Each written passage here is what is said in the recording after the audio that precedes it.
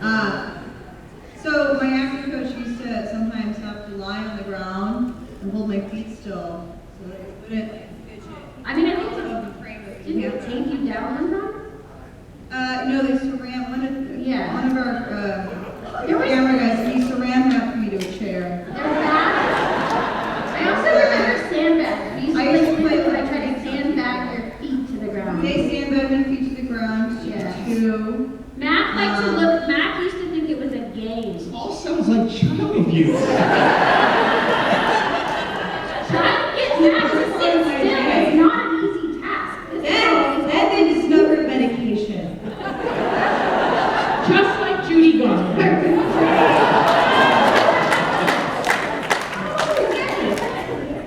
On that note, we have next. Hi, I'm Michael formerly from New York, because that's when I saw you guys on TV, but now I live in Delray Beach, Florida. This is directed to Beverly. You already kind of answered my question, but the authenticity of your experience with the death of your friend, you put it on the screen, and it brought me into the show even more than ever. Especially the scene that you had in the hallway by your bed. When you were like crazy. Yeah, I think the crazy part about all of that was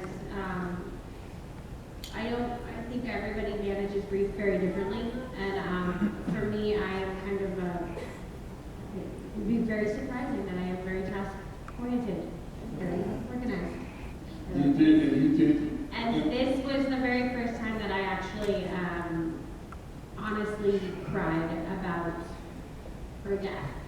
And there's a lot of probably issues that I have that I feel most comfortable to do it in front of a camera, but that was an episode that I was actually very grateful for. One, because it expressed, was able to share with everyone who had also experienced that grief. But I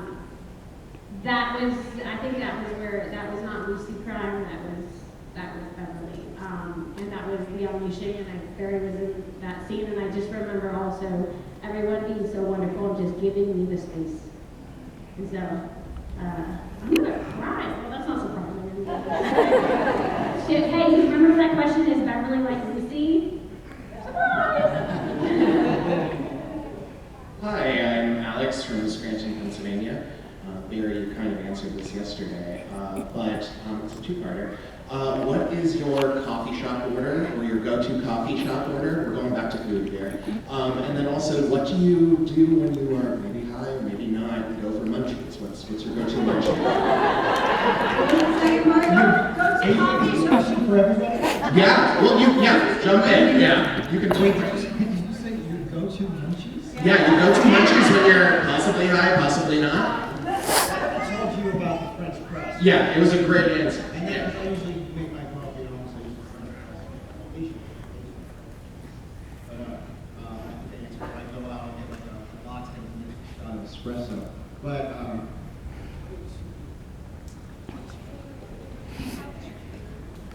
Well, we know that it can't be a taco. it's not sweet, because I'm more of a savory person than a sweet person. Potato chip. No. I would say it would be like, there's this place in Texas and Oklahoma, and I lived there for a bit, called Taco Bueno. Yeah. You guys know it? Okay.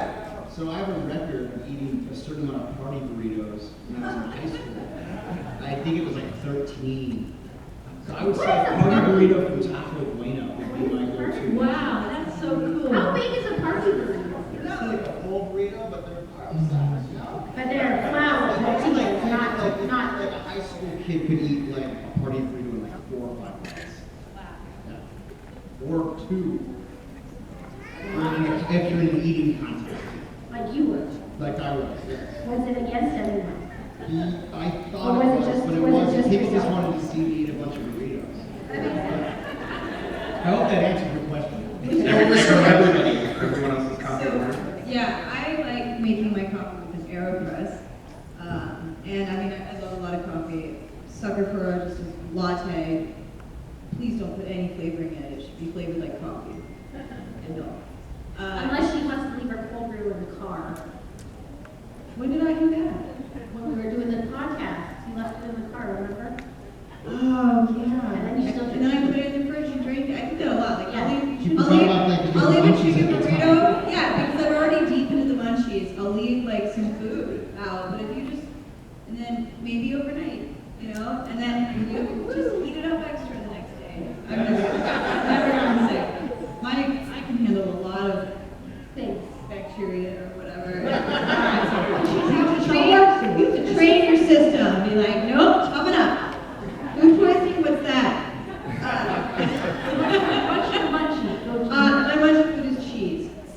Without a doubt. Like, anything salty, pretzels, whatever, goldfish, yeah. But healthy munchie food is like I can do salad with some goddess dressing, thinking I'm gonna be like, yeah, this is it. I'm just gonna snack on salad, and it just delays.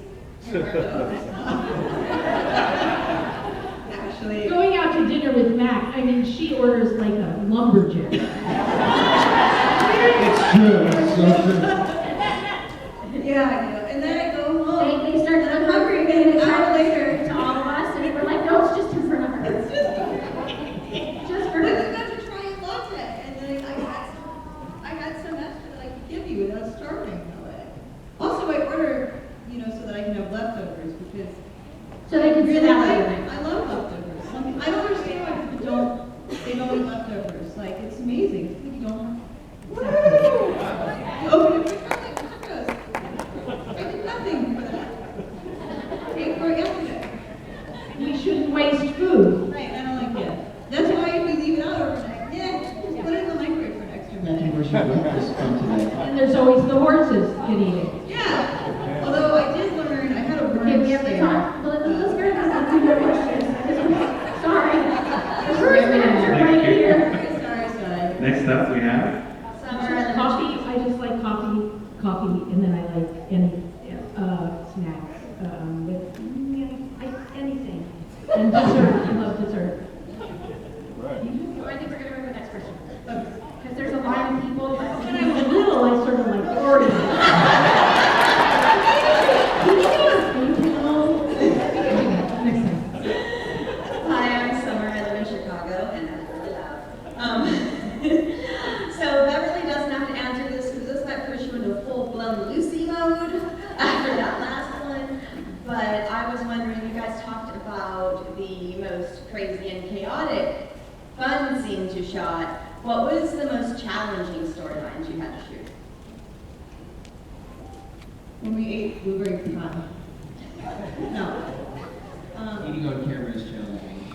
But But we had a lot of really heavy storylines. I think one episode for me, when I went back to the church and, I had this guilt, and I never understood that scene for me. That was really difficult for me to go back because I was like, Matt didn't do anything.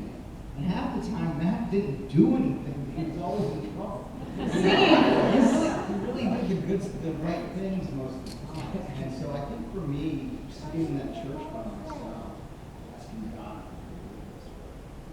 happy walking around with a joint in my mouth. So, I think that was the most difficult one for me.